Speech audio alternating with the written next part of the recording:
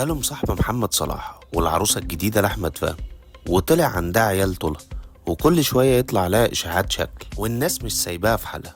جمالها مش على حد ومجنن كل الرجال، ونفسها تتجوز واحد غني وتقعد في البيت. ريم مصطفى نجمة بدأت تاخد فرصتها، بس الناس مش سايباها في حالها. هل فعلا ريم مصطفى اتجوزت كتير؟ وهل بكل رشاقتها وجمالها ده عندها عيال؟ مفاجآت كتير هتعرفوها في الفيديو ده، بس ما تنسوش اللايك والسبسكرايب ويلا بينا. ريم مصطفى اتقال عليها ملكة جمال سن اليأس ده عشان حلوة قوي وكل الناس بتحبها، بس حظها في الرجالة وحش قوي، وكل شوية يتقال عليها حكايات مع حد مختلف. بس كان من اشهر الحكايات اللي لبستها ومعرفتش تخرج منها بسهولة هي حكايتها مع اللاعب العالمي محمد صلاح، واللي اتقال ان في علاقة بتربط بينهم من ورا مراته، وده بعد ما ظهروا هما الاتنين في صورة متصورينها مع بعض وهم موجودين في مصر. وبعدها اتقال انه بينزل مصر عشانها، وان العلاقات اللي بتجمعهم رايحة في سكة جواز، وهو بقى مردش على الكلام ده خالص، وهي كمان ولا علقت ولا كأن في حاجة اتقالت عليها. بس بعتت حد قريب منها انكر كل الكلام اللي اتقال وقال ان مفيش حاجة بتجمع بينه وبينها، وما لحقتش يا دوب كام شهر عدى ولقينا احمد فهمي داخل مأنجج ريم مصطفى في السعودية، والاتنين في الكواليس مقضينا رقص وضحك وانبساط مع بعض. وبما ان احمد منفصل وغاوي فنانات،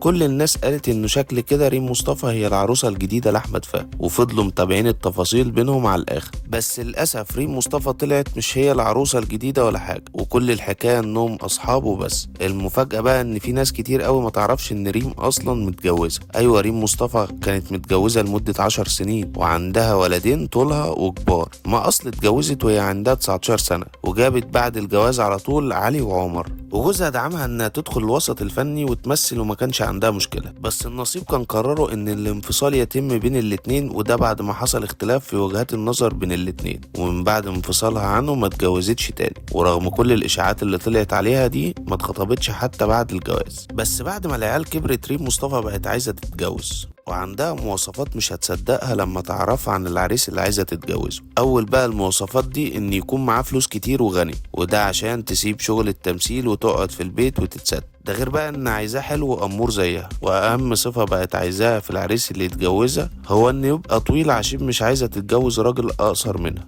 اما بقى اللي نفسها تشتغل معاه هو كريم عبد العزيز، لانها اكتر ممثل بتحبه. ويا سلام بقى لو العريس كمان يبقى شبه كريم عبد العزيز. انتوا بقى كنتوا تتوقعوا ان ريم مصطفى متجوزة ومخلفة ولا لا؟